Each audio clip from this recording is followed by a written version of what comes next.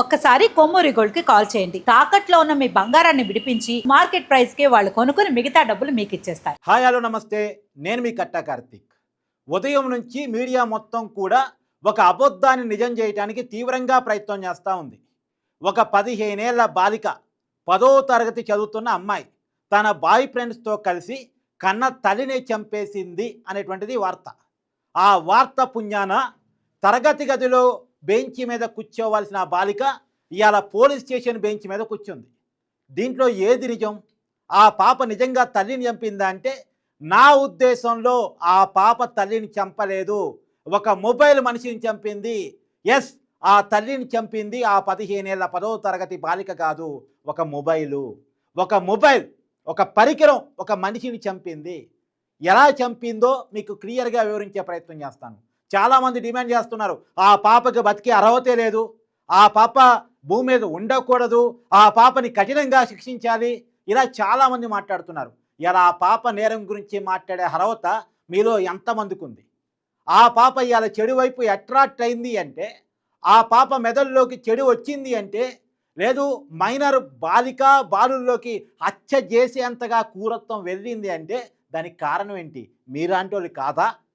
మీరు మీ పిల్లలకి మొబైల్ ఇస్తున్నారేమో, ఆ మొబైల్లో ఏం చూస్తున్నారో, దాని నుంచి ఏం నేర్చుకుంటున్నారో మీకు తెలుసా? అసలు తెలుసా మీకు? పిల్లలు అంటే పెంపకంలో ఉన్న పద్ధతులు, పెంచేటప్పుడు వాళ్ళ మెదడులోకి ఏం వెళ్తున్నాయి, ఏం వెళ్ళట్లేదు. యూట్యూబ్లో నా కొడుకు చాట్స్ చేయగలడు, చాలా గొప్పగా చెప్పుకుంటారు. ఫేస్బుక్లో నా కొడుక్కి వేలాది మంది ఫాలోవర్స్ ఉన్నారు, చాలా గొప్పగా చెప్పుకుంటారు. ఇన్స్టాగ్రామ్ నా కొడుకు బాగా హ్యాండిల్ చేయగలదు, నా కూతురు బాగా హ్యాండిల్ చేయగలదు, చాలా గొప్పగా చెప్పుకుంటారు. పుష్ప 2 సినిమాలో ఐటెం సాంగ్కి నా కొడుకు నా కూతురు బాగా డ్యాన్స్ చేయగలరు, చాలా గొప్పగా చెప్పుకుంటారు. వీళ్ళకి తెలుసో లేదో, ఆ డ్యాన్స్తో పాటు ఆ పాట యొక్క భావాజాలం కూడా, ఆ పాట యొక్క మీనింగ్ కూడా వాళ్ళ మెదడులోకి వెళుతుంది, వాళ్ళ ఆలోచనలోకి వెళుతుంది. ఒక చెడు పదార్థం వాళ్ళ మెదడులోకి తిష్ట వేసుకుని కూర్చుంటుంది. మీకు తెలుసా? మీకు తెలుసా? ఇన్స్టాగ్రామ్ రీల్స్లో ఏది మంచిది ఉంటుందో, ఏది చెడు ఉంటుందో అవన్నీ చూసినప్పుడు మంచి కంటే చెడు వాళ్ళ మెదడులోకి తొందరగా వెళ్ళిద్ది. అది తెలుసా? తెలుసా? ఎంతమంది గమనిస్తున్నారు? మా పాప అన్నం తినాలంటే మొబైల్ ఇవ్వాలి, మా పాప లేదా మా బాబు నా పనికి డిస్టర్బ్ రాకుండా ఉండాలంటే మొబైల్ అయితే ఎంగేజ్ అవుతాడు. ఇలా చాలామంది పిల్లగాళ్ళని మొబైల్కి ఎడిట్ చేస్తూ ఉన్నారు. పేరెంట్స్కి పిల్లలతో టైం ఇవ్వలేక మొబైల్తో వాళ్ళతో కాలక్షేపం చేపిస్తున్నారు. ఆ మొబైల్ వాళ్ళ మెదడులో ఒక చెడు భావనని, మనం ఈ వయసు వచ్చిన తర్వాత కూడా ఒక బండి, మనం తోలుతున్న బండి ఎవరికన్నా ఢీ కొట్టిందంటే చిన్న గిల్టీగా ఫీల్ అవుతాం. మనం తోలుతున్న కారు ఎవరికన్నా తగిలిందంటే చాలా ఇబ్బందిగా ఫీల్ అవుతాం, చాలా గిల్టీగా ఫీల్ అవుతాం. అలాంటిది 15 ఏళ్ల బాలిక, 16 ఏళ్ల మరో బాలుడు, 14 ఏళ్ల మరో బాలుడితో కలిసి ముగ్గురు మైనర్లే ఒక మనిషిని చంపగలిగారు అంటే, వాళ్ళ మెదడులో నేర స్వభావం ఎలా తిష్ట వేసుకుపోయింది, నేరం చేయగలిగేటువంటి పరిస్థితిలోకి వాళ్ళు ఎలా వెళ్ళగలిగారు? ఇది ఇక్కడ ఈ పాయింట్ కదా ఆలోచించాల్సింది. సరే, జరిగిన సంఘటన మొత్తం చెప్పిన తర్వాత మీకు అన్ని విషయాలు వివరించే ప్రయత్నం మీకు చేస్తాను. జరిగిన సంఘటన ఏంటంటే, 15 ఏళ్ల ఆ బాలిక ఓ ఇన్స్టాగ్రామ్లో, తన క్లాస్మేట్ కాదు, తన ఏరియాలో ఉండేటువంటి వ్యక్తి కూడా కాదు, ఇన్స్టాగ్రామ్లో ఎవడో పరిచయం అయ్యాడు కొన్నాళ్ళ క్రితం. ఆ అబ్బాయితోటి అట్రాక్షన్లోకి వెళ్ళిపోయింది. లవ్ కాదు, అట్రాక్షన్. నేను లవ్ అనే పదం వాడను. అట్రాక్షన్లోకి వెళ్ళిపోయింది. అట్రాక్షన్లోకి వెళ్ళిపోయి ఇంట్లో నుంచి కూడా ఆ పాప వెళ్ళిపోయింది. పాపం వాళ్ళ తల్లి ఏదో చిన్న జాబ్ చేసుకుంటూ ఆ పా ఇద్దరు పాపని చదివించుకుంటా ఉంది కష్టపడి. ఆమె తెలంగాణ ఉద్యమంలో కూడా ఉందంట, బాగా పాటలు పాడిద్దట. ఆమె ఏదో ఆమెకు అవార్డులు కూడా వచ్చాయంట. ఏదో ఒంటరి జీవితం, భర్త లేడు, ఇద్దరు పిల్లల్ని సాకుతూ ఉంది, కష్టపడి వచ్చినటువంటి సంపాదనతో. ఇద్దరు ఆడపిల్లలే. ఈ పాప పెద్ద పాప. ఈ పెద్ద పాప ఇన్స్టాగ్రామ్లో పరిచయమైన వాడితోటి ఇంట్లో నుంచే వెళ్ళిపోయింది. ఆ తల్లి కేసు పెట్టింది. పోలీసులు వెతికి మళ్ళీ ఆ పాపను పట్టుకొచ్చి తల్లి ముందు పెట్టారు. తల్లి పాపని గద్దిచ్చింది. గద్దిచ్చడం ఆ తల్లి చేసిన పాపమైంది. వెంటనే లవర్కి ఫోన్ చేసింది, నేను మళ్ళీ నీతో వస్తానన్నది. తల్లి దానికి అడ్డు చెప్తారు కాబట్టి తల్లితో గొడవ వేసుకున్నారు. ఏకంగా తల్లిని ఈ లోకంలో లేకుండా చంపేసి పంపించేశారు.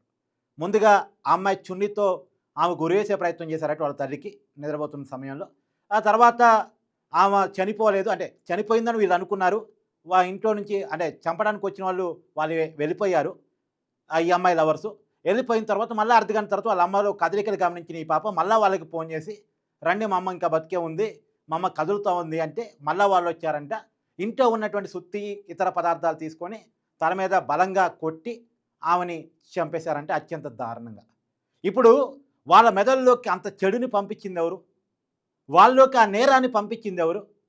ఇవాళ మనం ఎంతమంది పిల్లలకి మహాభారతాన్ని, భగవద్గీతని, పురాణాలని, మంచిని చెడుని చెప్పగలుగుతున్నాం? ఎంతమందికి అమ్మమ్మ కథలు అందుబాటులో ఉన్నాయి? ఎంతమందికి చదువులో నీతి అందుబాటులో ఉంది?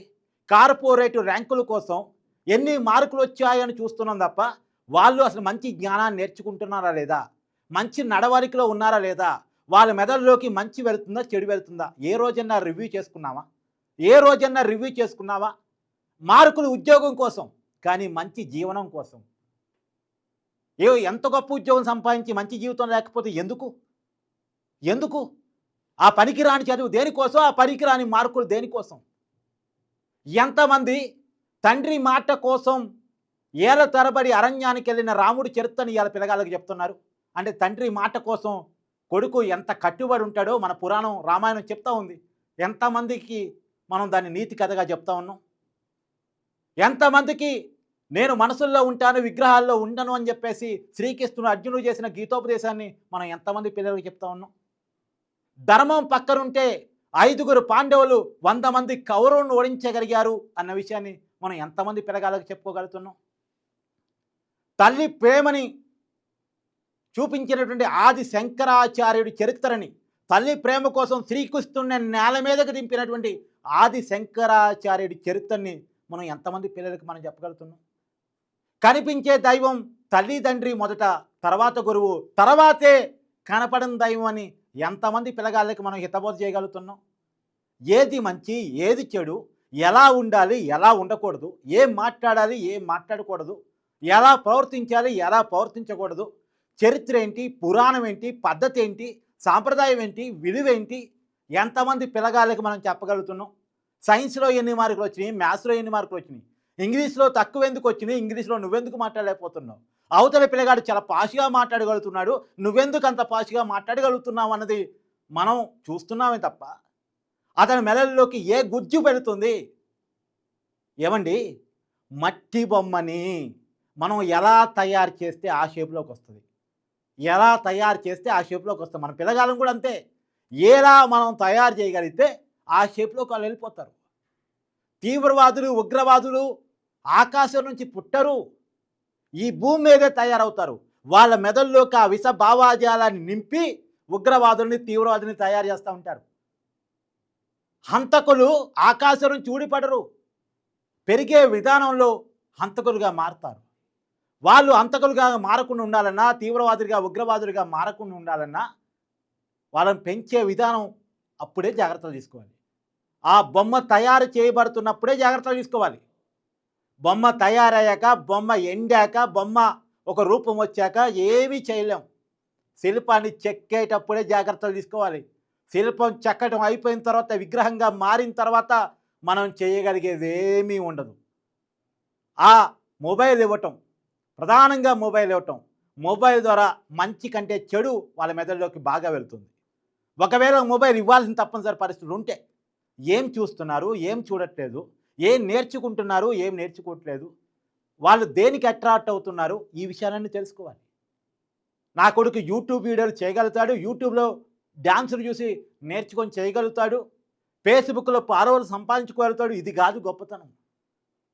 నా కొడుకు తల్లిదండ్రులకి చాలా రెస్పెక్ట్ ఇవ్వగలుగుతాడు, గురువుల పట్ల ప్రేమను చూపించగలుగుతాడు, గౌరవాన్ని చూపించగలుగుతాడు, సమాజం పట్ల బాధ్యతగా ఉంటాడు. ఇది గొప్పతనం, ఇది గొప్పతనం. ఎదిగిన వాళ్ళ చరిత్రను చెప్పండి. చరిత్రలో మార్కులు వచ్చిన వాళ్ళు, ర్యాంకులు వచ్చిన వాళ్ళు ఎక్కడా గొప్ప వాళ్ళు అయినట్టు లేదు. మంచి జ్ఞానాన్ని నేర్చుకున్న వాళ్ళు, గౌరవాన్ని నేర్చుకున్న వాళ్ళు, విజ్ఞానాన్ని నేర్చుకున్న వాళ్ళే గొప్ప వాళ్ళు అన్నట్టు చరిత్ర చెప్తా ఉంది. గొప్ప వాళ్ళ చరిత్ర చదవండి, గొప్ప వాళ్ళ చరిత్ర చదవండి. ఏ రంగంలో అయినా తీసుకోండి, ఇవాళ గొప్ప వాళ్ళుగా చెప్పబడుతున్న ఏ వ్యక్తి కూడా ఫస్ట్ ర్యాంకర్ కాదు. ఆ విషయాన్ని మీరు గుర్తుపెట్టుకోండి. ఇవాళ సత్య 4 ఏళ్ల నుంచి ఇప్పుడు మీ దగ్గరలో ఉన్నటువంటి IAS, IPS వరకు చూడండి, వాళ్ళంతా కూడా మంచి జ్ఞానాన్ని నేర్చుకున్న వాళ్ళు చాలామంది ఉంటారు తప్ప ఫస్ట్ ర్యాంకర్స్ చాలా తక్కువ మంది ఉంటారు. మనం ఎంత జ్ఞానం నేర్చుకుంటే అంత ఎదుగుతాం. మన లైఫ్ అంత బాగుంటుంది.